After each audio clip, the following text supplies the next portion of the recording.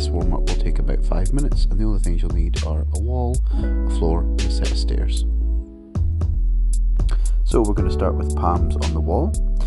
You don't need much pressure for this, but just a good angle and a little bit of body weight to pressurize the wrists, facing up and down the wall.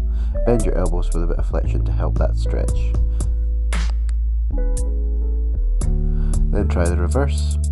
Back to the hands on the wall and apply gentle pressure.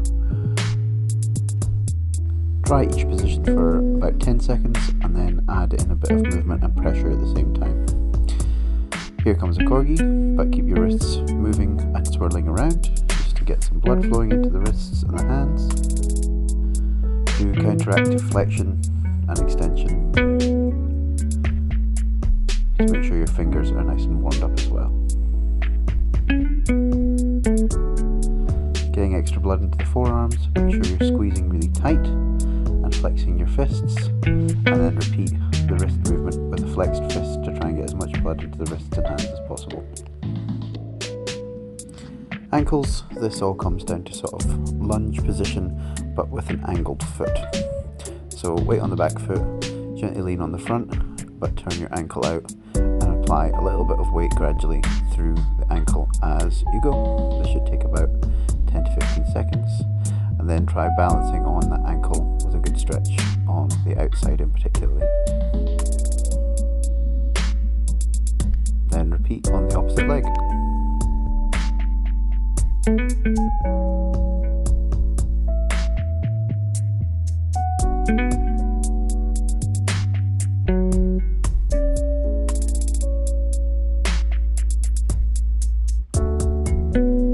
To stretch the top of your foot, simulate kicking the floor and applying pressure as if you were digging through the floor with your foot, and then repeat the other side. You should feel this right up the front of your shin and down to your toes. Stretching your calf, get your foot as close to the bottom of the wall as possible, and then simply stand up, leaning towards the wall to gain more pressure. You should feel this in the calf and the Achilles tendon at your ankle.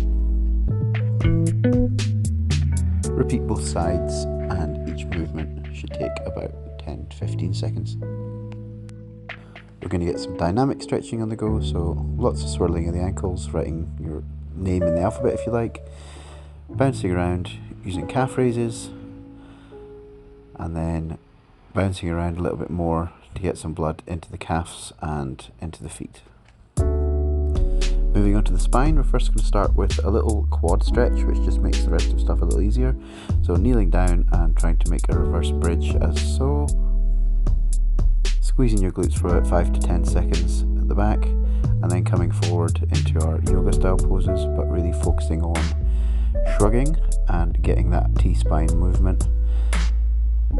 Down low and getting a little bit of rotation into the spine.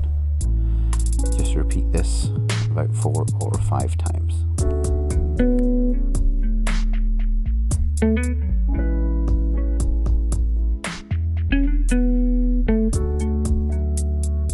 So lastly, we're going to do a small coordination drill. All I'm doing is using about 4 stairs where I'm trying to reach the furthest one away from me on one hand and return.